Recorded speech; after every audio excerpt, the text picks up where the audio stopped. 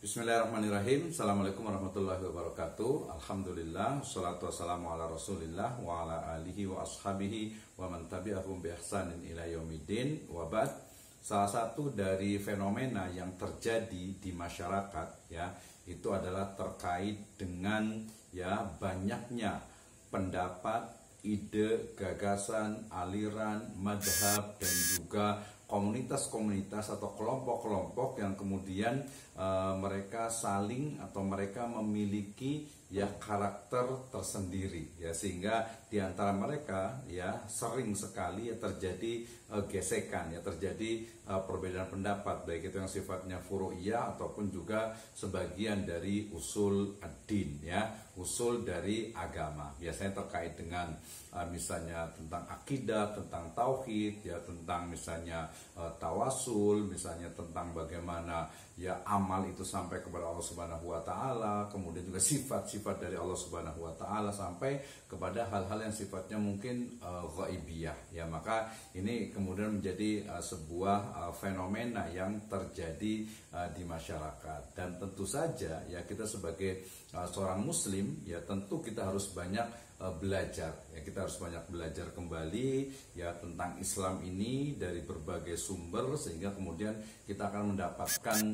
satu insight baru ya, satu pendekatan baru atau ilmu baru ya, atau mungkin metodologi baru dalam memahami ya agama Islam ini ya. Kenapa? Karena agama Islam yang begitu sempurna, yang begitu luas gitu ya, samudera ilmunya itu, sementara kita sebagai seorang manusia itu mungkin hanya setetes saja gitu ya, setetes dari ilmu Allah Subhanahu wa taala, sehingga kemudian ya kita tidak ada ya rasa sombong, kita tidak ada misalnya rasa untuk merasa diri kita paling benar, kemudian nanti efeknya adalah menganggap orang lain itu salah gitu ya. Nah, ini menjadi sebuah fenomena yang terjadi di masyarakat kita. Nah, tentu saja ya kita juga harus betul-betul tadi selain belajar juga ya belajar dari berbagai sumber gitu ya, misalnya dari guru A, B, C, D gitu ya. Kemudian mungkin kita juga latih untuk menganalisis gitu ya, bagaimana antara satu pendapat dengan pendapat yang lainnya, antara ide yang satu dengan ide yang lainnya, sehingga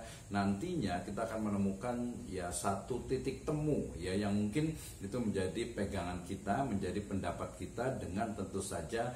tetap ya menghormati istilahnya pendapat orang lain ya, pendapat komunitas lain atau kelompok lain tentang berbagai masalah yang ada atau terkait dengan masalah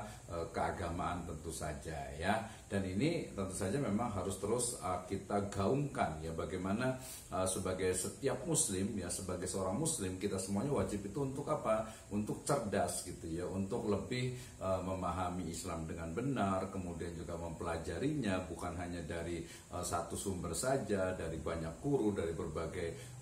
referensi, buku, kitab dan lain sebagainya, media yang begitu banyak, sehingga kita akan lebih open mindset ya, kita lebih terbuka dalam menerima dan melihat berbagai ya persoalan, berbagai perbedaan yang ada di masyarakat ya. Dengan belajar, kita belajar baik itu secara otodidak ataupun kepada guru gitu ya, ataupun juga guru itu jangan hanya satu tetapi banyak, sehingga kemudian kita akan dapat istilahnya itu memperoleh, membandingkan, mendiskusikan, menganalisis ya, mengkomparasikan juga ya berbagai pendapat yang ada ya, khususnya nanti tadi terkait dengan apa, furu'iyah, kemudian juga sebagian dari usuluddin yang mungkin dianggapnya mungkin berbeda padahal sebenarnya mungkin sama gitu ya, atau mungkin juga pendapat-pendapat yang perlu adanya tambahan-tambahan ilmu pengetahuan. Nah, dengan ini mudah-mudahan kita sebagai seorang muslim ya saat ini bisa lebih bijak dan juga lebih bisa menerima berbagai perbedaan yang ada di sekitar kita, khususnya yang terjadi pada umat Islam, sehingga umat Islam itu akan bersama-sama satu tujuan, yaitu mendapatkan ridho dari Allah Azza wa Jalla. Demikian, Assalamualaikum warahmatullahi wabarakatuh.